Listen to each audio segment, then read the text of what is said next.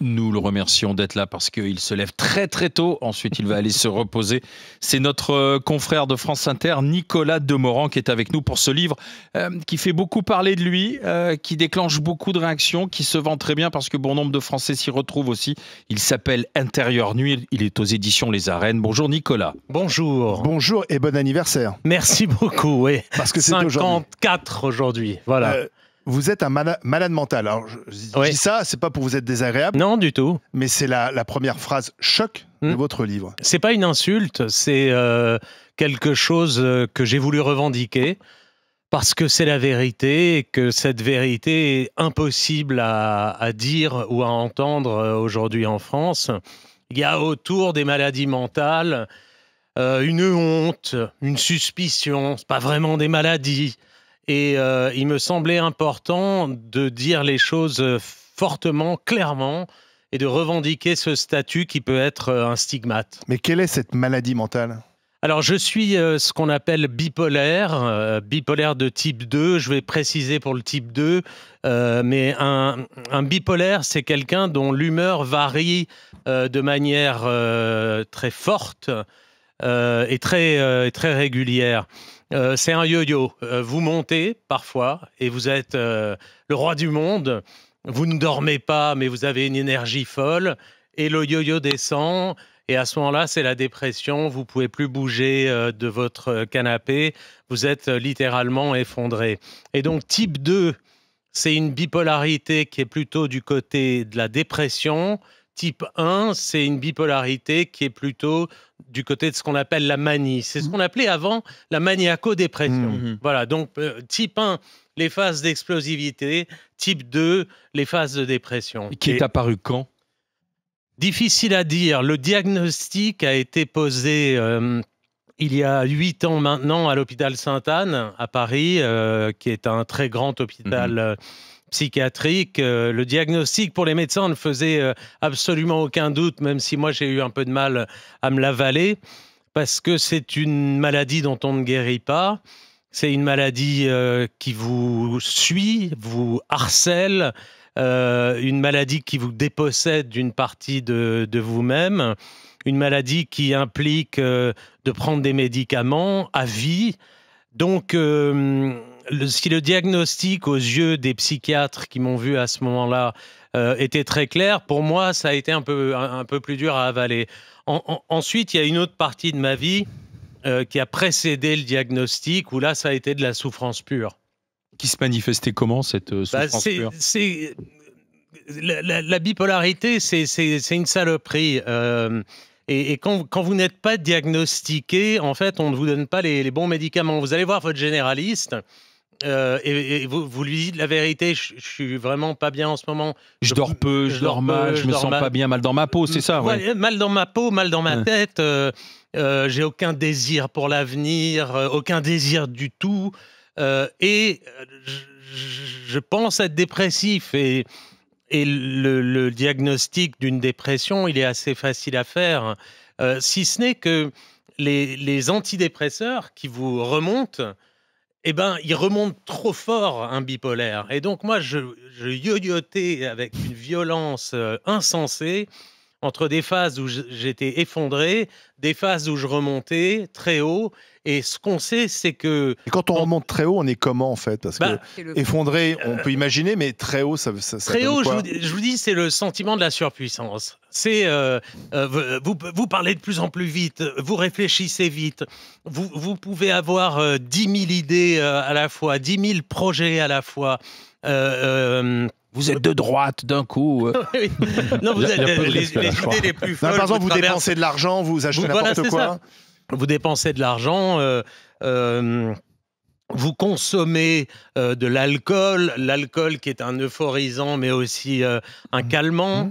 Donc vous avez un rapport toxique à l'excès. C'est ça la Et quand la vous phase êtes maniaque. au fond du trou, on ne bouge pas de son canapé. Oui, on bouge pas, ouais. On se fait livrer, on n'ose même plus sortir de chez soi. Non, moi enfin, il faut.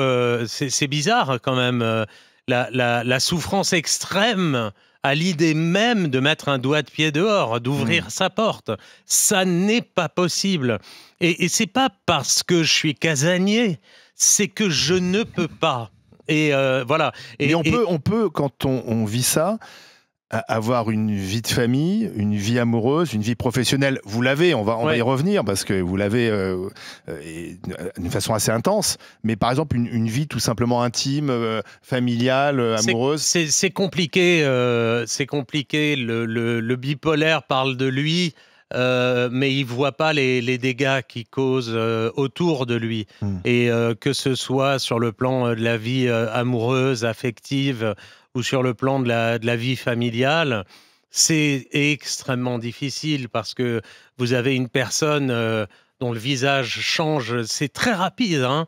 C'est pas une longue descente sur des semaines après une phase maniaque. Non, vous pivotez d'une phase à l'autre, parfois en quelques heures, et à ce moment-là, les gens qui vivent avec vous se disent mais qui est cette personne? Mais parce qu'il y a un moment, après je vais laisser les grandes gueules parler, parce que moi j'étais assez bouleversé par votre livre, parce qu'il y a des moments très forts et notamment très intimes, et vous tombez fou amoureux d'une personne, et vous vivez un moment incroyable, etc. Vous allez voir votre psychiatre, et le psychiatre froidement dit mais c'est simplement parce que vous êtes dans une période maniaque. Haute. Oui. Et alors là, c'est terrible. Mais moi, comme tous les amoureux, c'est la première fois. On arrive, on se dit mon Dieu, la vie reprend. Mon Dieu, je l'ai rencontré.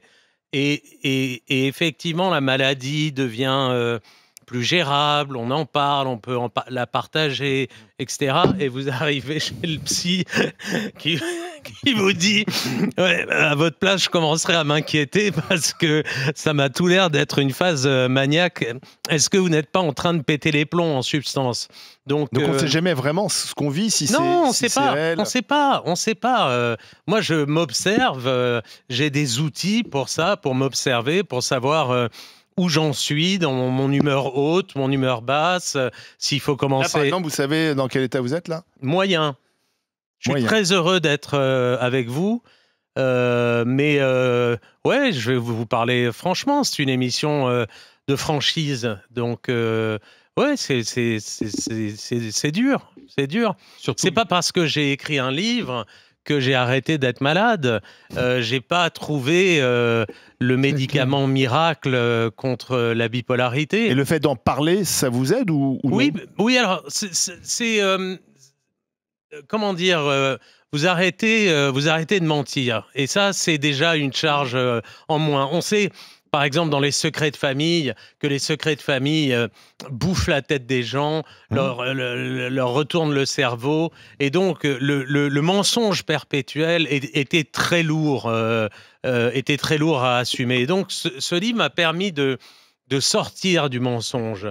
Ensuite, je prends ma poignée de médicaments quotidiennes et je continue à avoir des variations d'humeur. Et là, en ce moment, j'ai été mieux, on va dire les choses comme ça. Mais vous dites poignée de médicaments, ça veut dire qu'il y en a beaucoup? Oui, il y en a beaucoup, bien sûr. C'est-à-dire attendez que je compte. 2 et 3, 5 et 4, 9. Oh, il y en a plus d'une dizaine. Par jour, selon les... Au fil de la journée au fil de la journée, ouais. D'accord. Alors, les grandes gueules, Antoine ou Bruno? Moi, je voudrais vous dire que moi, votre livre m'a bouleversé parce que moi, comme vous, je suis un malade mental. Moi, j'ai un syndrome post-traumatique. Je vis avec depuis le Bataclan, parce que j'étais au Bataclan. Et donc, en fait, je me suis reconnu dans votre approche où effectivement, il y a des périodes hautes, des périodes basses. Moi, je suis sur votre échelle qui va de -7 à +7. Moi, je suis souvent plutôt -3. Et +2, +3. Et en ce moment, je suis plutôt entre 0 et 3, donc ça m'arrange un peu. Mais effectivement, le manque de sommeil, le fait de savoir pourquoi on se lève, et puis que des fois, de ne pas vouloir sortir, de ne pas vouloir... Et puis voilà, moi, j'ai trouvé... Où ce truc-là, de ne pas vouloir sortir? Non, et puis alors moi, j'ai refusé le médicament, parce que moi, derrière, les psychologues, on prenait quelque chose, le médecin, non, je veux pas, je voulais m'en sortir tout seul, donc ce que j'ai fait, je me suis engagé. Je me suis engagé pour les autres. Donc, j'ai fait du syndicalisme, je fais des interventions milieu scolaire et tout. Donc, l'engagement m'a fait qu'à un moment donné, je me suis occupé des autres et pas de moi. Le jour que le procès s'est fini, je me suis retrouvé un peu face à moi-même et je me suis dit, oh. Et là, j'ai pris un coup, je me suis séparé. Enfin, je suis parti un peu dans tous les sens. Ou à un moment donné, en se disant, et cette année, j'étais pas bien. Et je suis retourné voir un psychiatre. J'ai dit, ouais, ça va pas. J'étais par contre descendu à -5, -6. Hein. J'étais voir un psychiatre, je pensais au suicide comme vous. J'y ai pensé en début d'année, j'y ai pensé en fin d'année dernière. J'ai dit putain, mais qu'est-ce qui me prend? Moi, jamais j'ai pensé à ça. Pendant le Bataclan, j'y pensais parce que j'avais tellement d'idées sombres après le Bataclan que je me disais, il faut que je fasse un trou dans ma tête pour que un peu la lumière arrive. Et donc, à un moment donné, et donc voilà. Et donc, et en allant à un psychiatre, j'ai demandé si j'étais pas bipolaire.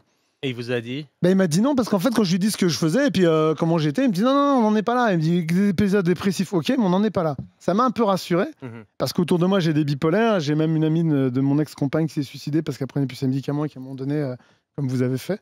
Moi, ce qui m'a impressionné dans votre livre, au-delà de tout votre parcours, c'est vos périodes actuelles où vous dites je rentre à Sainte-Anne, j'ai l'impression d'y rentrer pour 3 jours et qu'en fait, en 45 minutes, je ressors, je rentre, je suis tellement mal et je ressors au bout de 45 minutes, je suis bien. Oui. Et je me dis, là, je me dis dans votre tête, moi, pour avoir vécu ça, mais sur des périodes un peu plus longues, dans votre tête, je me suis dit, mais là, mais ça tourne dans tous les sens, ça doit être hyper violent. Hein. Alors là, vous faites référence à un aspect très précis des traitements que je peux subir à Sainte-Anne. C'est le traitement à la kétamine, qui est un traitement qu'on administre dans le cadre de dépression très dure, très forte, résistante.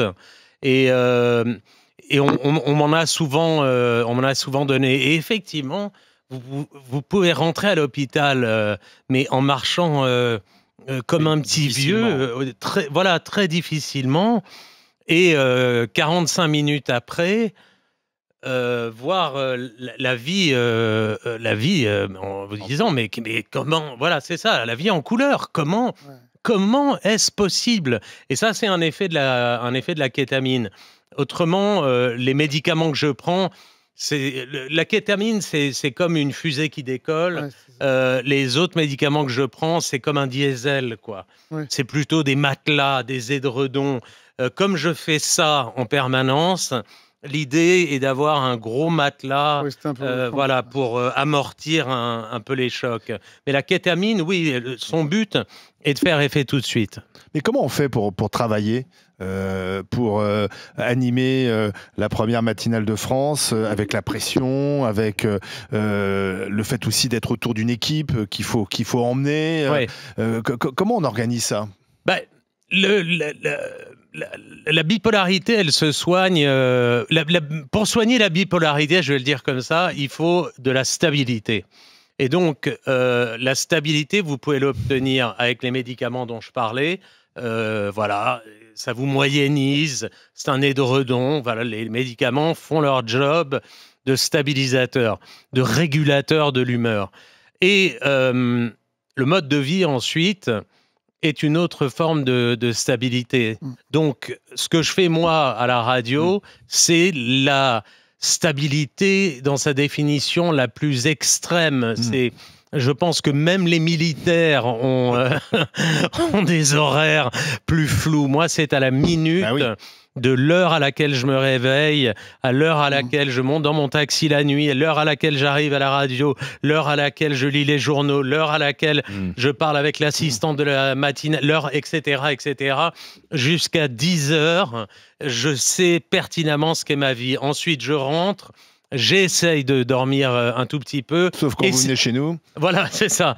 Et j'essaye à ce moment-là de dormir un peu. Donc, et c'est reparti. Très cadré que vous offre la radio. Très cadré. Est-ce que ça vous a sauvé? Parce que j'ai l'impression que sans ça, vous seriez uniquement dans votre maladie. Oui, je pense que la radio, je la définis comme mon exosquelette, comme un robot... soutien. Voilà, qui soutient et qui est là pour pallier tous mes manques et toutes mes faiblesses.